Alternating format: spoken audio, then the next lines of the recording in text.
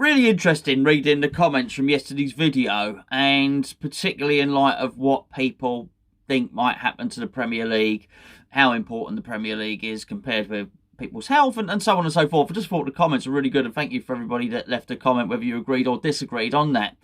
Got me thinking again, and something that I touched on in a previous video, which is really how foreign players are going to be feeling at the moment.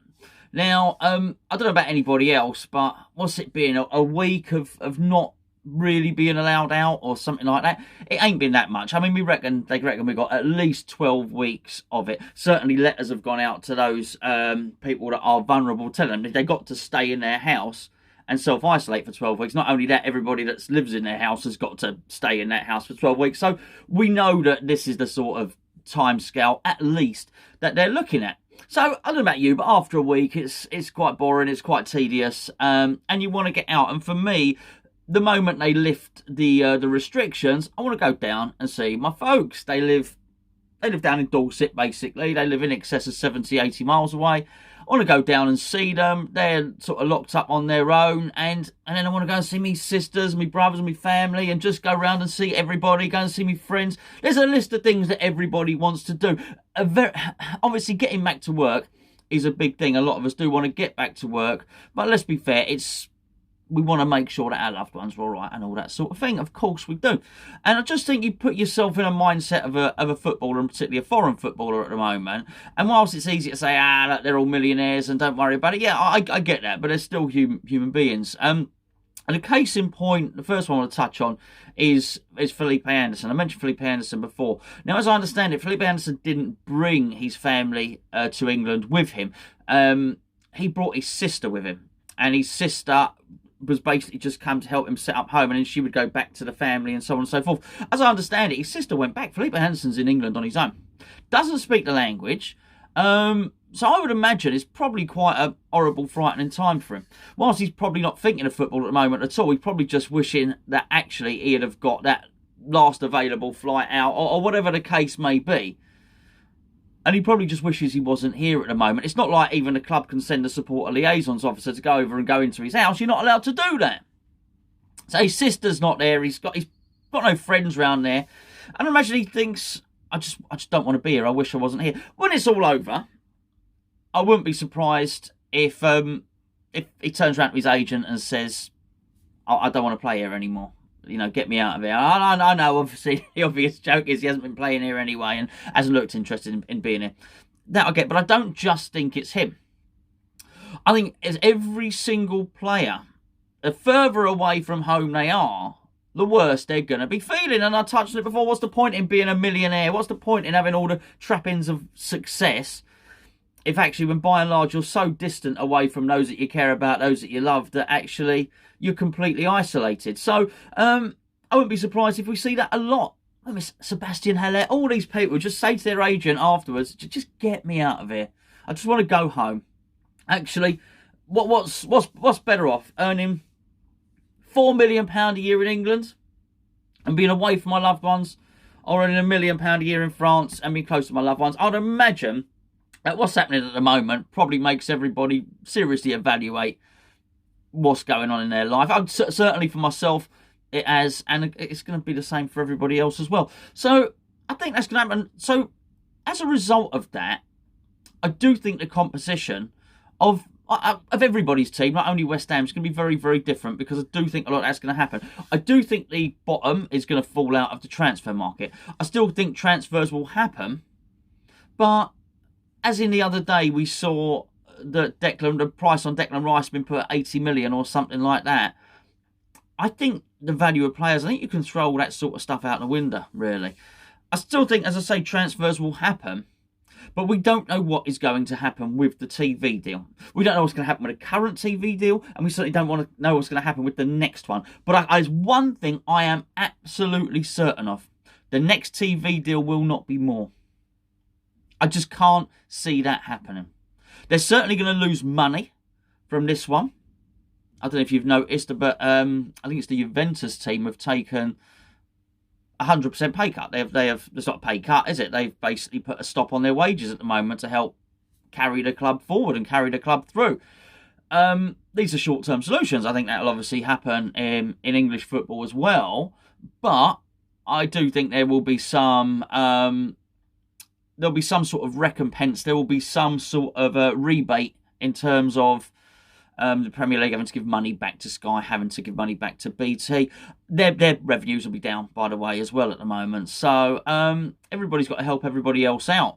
And with that in mind, the money in football is going to be less. So they're going to pay players less.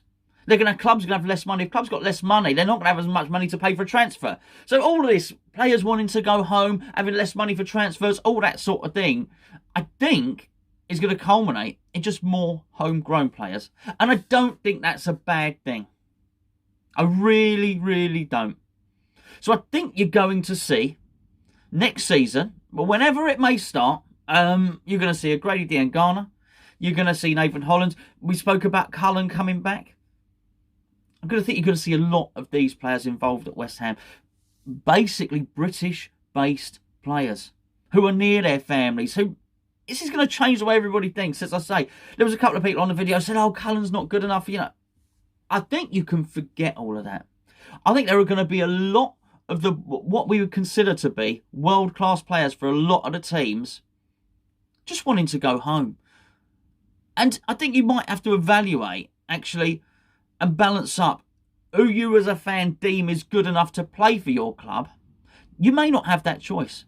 It may well come down to which player wants to play for your club. And that's something we've not had for a very, very long time. Because we have had players signing for not just our club, for every football club, who probably don't want to be there. Who are just signing for the money. Yes, for the very top clubs, do the players want to go there? There's a young lad growing up in France, for instance, does he want to play for Manchester City and win the Premier League? Yes, he probably does. You haven't got to sort of coerce him into it.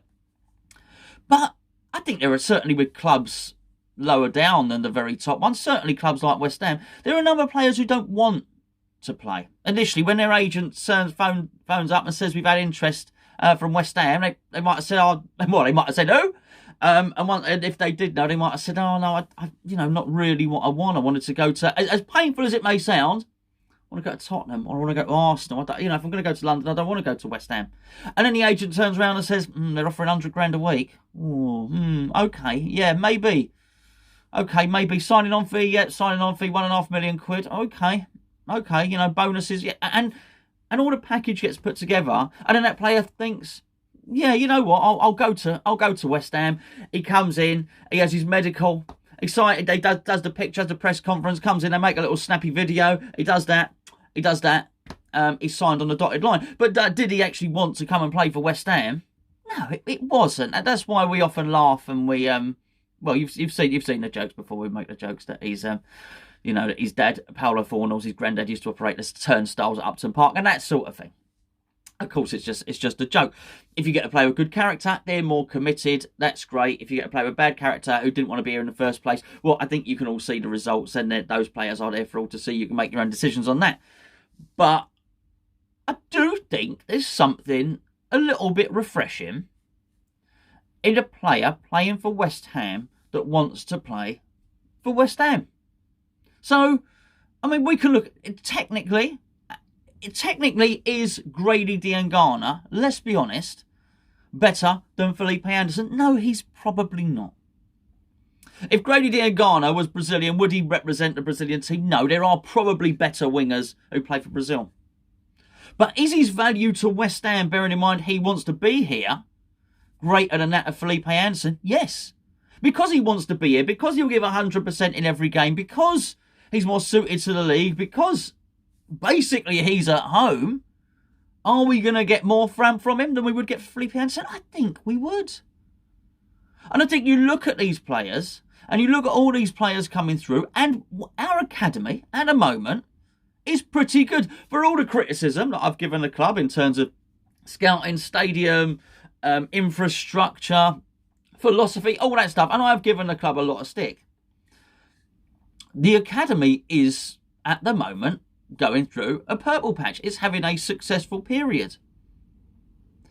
And I know we spoke about Declan Rice as a different entity because he's an England international and there's interest in him, but With players like that coming through the academy. With players like Nathan Hollands. Yes, I know he was at Everton before, but he's been in the academy for 2 or 3 years. With players like Diangana and Gakia, Johnson, and there's more. Kai Corbett looks to be an absolutely fantastic player, by the way. Diallo looks to be a really, really good player. I'm not so sure that if you look at that team and then you look at the signings, and the signings might be other players like Bowen, who have come from the Premier League, who have come from Premier League academies. Will it have the world-class sort of stamp? Will it have the continental flair? Will it have the continental status that West Ham and many other Premier League clubs have got now? No. But I've got to be honest with you, the thought of a load of homegrown players who are well paid, but not earning 7-8 million quid a year, representing for West Ham, actually playing like they care, with the thought that these guys might stick around, I've got to be honest with you, I don't actually mind that idea at all.